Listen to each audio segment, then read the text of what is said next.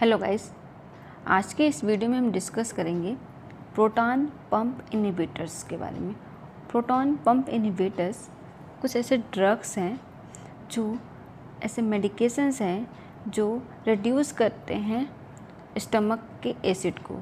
जो स्टमक में hydrochloric acid secrete होता है, प्रोडक्शन होता है, उसके प्रोडक्शन को सप्रेस कर देते हैं या इनहिबिट कर देते हैं, उसके अमाउंट को रिड्यूस कर देते हैं for reducing the production of HCl, hydrochloric acid. Okay, next हम इंडिकेशन के बारे में देखेंगे। इंडिकेशन आपका इंडिकेशन में फर्स्ट इंडिकेशन है गैस्ट्रोइसोफेजियल रिफ्लक्स डिजीज़।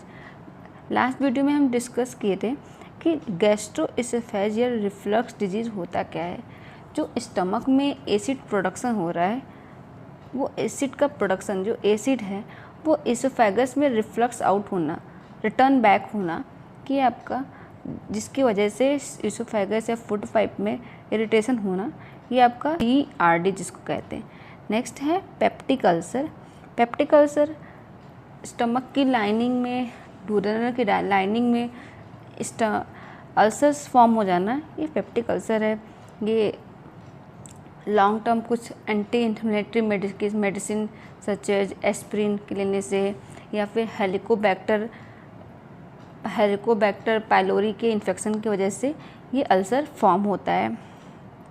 नेक्स्ट है डिस्पेप्सिया, अपसेट स्टमक। एक डिजीज है जोलिंजर एलिसन सिंड्रोम।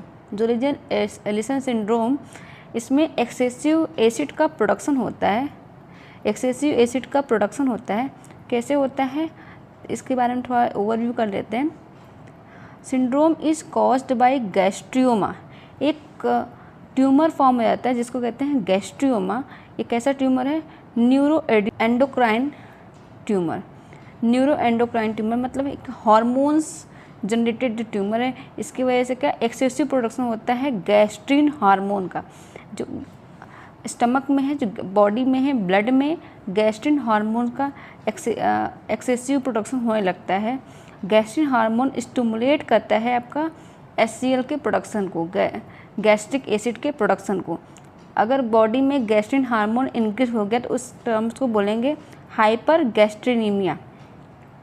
मीन्स कि ब्लड में गैस्ट्रिन हार्मोन इंक्रीज हो गया है, result in over production of gastric acid, जिसकी वजह से गैस्ट्रिक एसिड का ओवर प्रोडक्शन होता है। कहाँ से? By the parietal cell in stomach, stomach के पैराइटल सेल से। Okay, gastrinoma is most commonly arise in duodenum, pancreas और स्टोमा। जो गैस्ट्रियोमा है आपका डुओडेनम में, पैनक्रियाज में और उसके लाइनिंग में जो आपका ट्यूब्स है उसके स्टोमा में फॉर्म होता है। आप इसकी इमेज देख सकते हैं कि ये आपका मल्टीपल आपके पेप्टिक अल्सर्स फॉर्म है। देखिए यहाँ पेप्टिक अल्सर फॉर्म है। पेप्टिक अल्सर ये एंडोस्कोपिक इमेज है जिसमें क्या है, पेप्टिक अल्सर्स फॉर्म हुआ है। आपको बस एक ओवरव्यू के लिए है कि देखिए इस तरह से पेप्टिक अल्सर दिखते हैं इन एंडोस्कोपिक इमेज। नेक्स्ट है हेलिकोबैक्टर पाइलोरी के इरेडिकेशन। हेलिकोबैक्टर पाइलोरी का अगर इन्फेक्शन है तो ऐसे पर्सन में PPI भी दी जाती है। ठीक है, पहला तो था ये जोलिंजर में भी देंगे। जोलिंजर एलिसन सिंड्रोम है, इसमें एक्सेसिव एसिड प्रोडक्शन है, तो प्रोडक्शन को कम करने के लिए हम PPI देते हैं। ओके, नेक्स्ट डिजीज है हेलिकोबैक्टर पाइलोरी। जो हेलिकोबैक्टर पाइलोरी के इन्फेक्शन में भी हम PPI, प्रोटॉन पंप इनहिबिटर देते हैं। इरेडिकेशन के लिए हम 2 थेरेपी यूज़ करते हैं। फर्स्ट है ट्रिपल थेरेपी, नेक्स्ट है क्वाड्रुपल थेरेपी। ट्रिपल थेरेपी में 3 मेडिसिन का कॉम्बिनेशन यूज़ करते हैं, 3 मेडिसिन के कॉम्बिनेशन यूज़ करते हैं। इसमें आप लास्ट वीडियो में देखना, जिसमें classification of peptic ulcer drugs का दिया हुआ है। उसमें आप देखेंगे सारा चीज़ें उसमें बताई गई है, कौन कौन सी ड्रग क्या क्या वर्क करती है और किस जगह पे आकर वर्क करती है, कैसे वर्क करती है।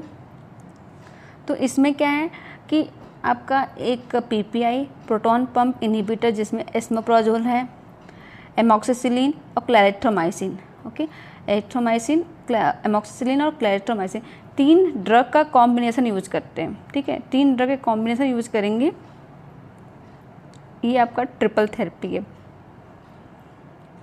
ऐसे 3 तरह की मेडिसिन की सेट बनी है जिसमें जिस तरह के पेशेंट होते हैं उस ऐसे डोजेस और ऐसे कॉम्बिनेशन उनमें एडवाइस की जाती है।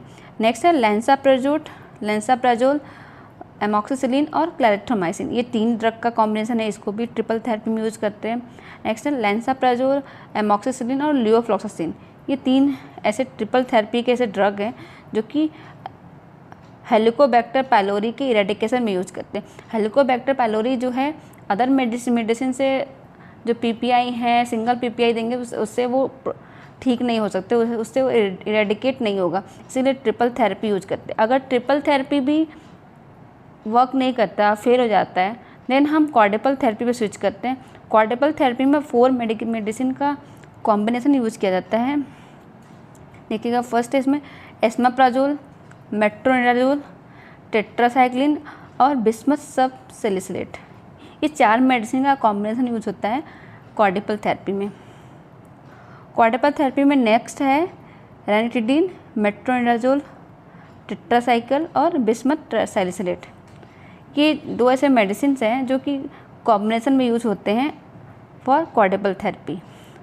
याद रखिएगा, आपको ये बहुत हेल्प करेगा अगर आप क्लिनिकल एरिया में हैं और ऐसे पेशेंट मिलते हैं। गैस्ट्रो डिपार्टमेंट में काफ़ी ऐसे पेशेंट मिलते हैं जिन्हें इस तरह की मेडिसिन चलती हैं। ओके, नेक्स्ट देखेंगे मैकेनिज्म ऑफ एक्शन। इसमें block proton pumps in stomach lining. Stomach की जो लाइनिंग है उसमें प्रोटॉन पंप्स के जो रिसेप्टर्स हैं वो ब्लॉक कर दिए जाते हैं by the PPI to reduce gastric acid secretion, जिसकी वजह से गैस्ट्रिक एसिड का सिक्रेशन कम हो जाता है। और जैसे ही गैस्ट्रिक एसिड का सिक्रेशन कम होगा, स्टमक के पीएच मेंटेन नहीं रहेगा, स्टमक का पीएच इंक्रीज हो जाता है। ओके, नेक्स्ट कुछ एग्जांपल्स हैं पीपीआई के। ओमेप्राजोल, लेंसाप्राजोल, एस्माप्राजोल, पेंटाप्राजोल, रैबिप्राजोल और डेक्सलेंसाप्राजोल। ये सारे पीपीआई के कुछ एग्जांपल्स हैं। आप इमेज में देख सकते हैं, कुछ एग्जांपल्स हैं, आप इमेज के थ्रू ये सारे इमेज आप देख सकते हो। जनरली नॉर्मली ये यूज़ होते हैं। कि डोजेस की बात करें तो ओरल रूट में भी अवेलेबल होता है और आईवी रूट में भी होता है। एज पर नीड हम दोनों के बीच में दे सकते हैं। ओरल रूट जो है 40 mg की आती है, 40 mg पर टैबलेट मिल जाएगी। एज पर नीड 20, 50, 20, 40 देते रहते हैं, जैसा पेशेंट में नीड है। टैबलेट कैप्सूल दोनों के फॉर्म में मिलते हैं। आईवी जो है, आईवी में आपका 40 mg पर वायल आती है। एज पर नीड पेशेंट को ओडीबीडी एडवाइस होता है। साइड इफ़ेक्ट की बात करें, साइड इफ़ेक्ट में पेशेंट में diarrhoea, headache, nausea, abdominal pain, constipation, ये सारे कॉमन साइड इफ़ेक्ट मिलते हैं। रिस्क फॉर ऑस्टियोपोरोसिस, पेशेंट में ऑस्टियोपोरोसिस की रिस्क रहती है। एक ऑर्गेनिज्म है क्लोस्ट्रीडियम डिफिसाई, इसकी इन्फेक्शन की रिस्क रहती है। अगर पेशेंट जो है क्रॉनिकली अगर लॉन्ग टर्म पीपीआई ले रहा है, प्रोटॉन पंप इनहिबिटर ले रहा है, तो ऐसे पर्सन में इसकी इन्फेक्शन की रिस्क बढ़ जाती है। Vitamin B12 deficiency, vitamin B12 की जो एग्जॉर्प्शन है वो स्टमक में होता है, स्टमक के एसिडिक मीडियम में होता है इंट्रिंसिक फैक्टर के थ्रू। बट स्टमक में जो है एसिडिक मीडियम प्रॉपरली बन नहीं रहा है, एसिडिक मीडियम फॉर्म नहीं हो पा रहा है, तो ऐसे पर्सन में विटामिन B12 की डिफिशिएंसी देखी जाती है। पीपीआई जो है कुछ ड्रग से इंटरेक्ट करता है। नेक्स्ट डिस्कस करेंगे इंटरेक्शन विथ एंटीबायोटिक्स। कुछ एंटीबायोटिक्स हैं जिसके साथ इंटरेक्ट करता है। एंटीकोगुलेंट्स हैं, वारफरिन जैसे वारफरिन, एंटी सीजर मेडिसिन है, फेनेटोइन से भी इंटरेक्ट करता है। और एचआईवी मेडिसिन जो है एटेनाजिबीर। और नेक्स्ट है क्लोपिडोग्रेल एक एंटीप्लेटलेट ड्रग है जो कि जो हार्ट अटैक के रिस्क वाले पेशेंट होते हैं इनमें दी जाती है। ये सारे मेडिसिन के साथ पीपीआई का इंटरेक्शन रहता है। ओके, ये सारे मेडिसिन के साथ पीपीआई का इंटरेक्शन रहता है। नेक्स्ट हम डिस्कस करेंगे contraindication hypersensitivity to PPI. PPI से जो भी हाइपर सेंसिटिव पेशेंट हैं उनको पीपीआई नहीं दी जाती है, प्रोटॉन पंप इनहिबिटर नहीं दिया जाता है। सीवियर लीवर डिजीज, नेक्स्ट है सीवियर लीवर डिजीज की पर्सन में प्रोटॉन पंप इनहिबिटर नहीं दी जाती है। ऐसे पर्सन में क्या है, प्रोटॉन पंप इनहिबिटर अवॉइड करते हैं। Pregnancy and breast feeding, pregnancy और ब्रेस्ट फीडिंग में अगर पर्सनस को लेनी है ये proton pump inhibitor, pantoprazole, omeprazole, जो भी ड्रग्स लेनी है तो कंसल्ट विद डॉक्टर, डॉक्टर के कंसल्ट के बिना नहीं लेना होता है। से लॉन्ग टर्म यूज कंसिडरेशन, अगर लॉन्ग टर्म कोई पर्सन है लॉन्ग टर्म इसको यूज कर रहा है तो क्या क्या प्रिकॉशन लेने की ज़रूरत पड़ सकती है, क्या क्या प्रिकॉशन लेते हैं। Re evaluate need for PPI after 8 week, अगर आप 8 वीक तक ले रहे हैं, 2 महीने तक अगर PPI ले रहे हैं तो फिर से अपने डॉक्टर से पूछिए कि इसको लेने की ज़रूरत है या फिर डिसकंटिन्यू किया जाए। Monitor for vitamin B12 deficiency, vitamin B12 की डिफिशिएंसी को मॉनिटर करते रहना है, बॉडी में विटामिन B12 की डिफिशिएंसी तो नहीं हो रही है।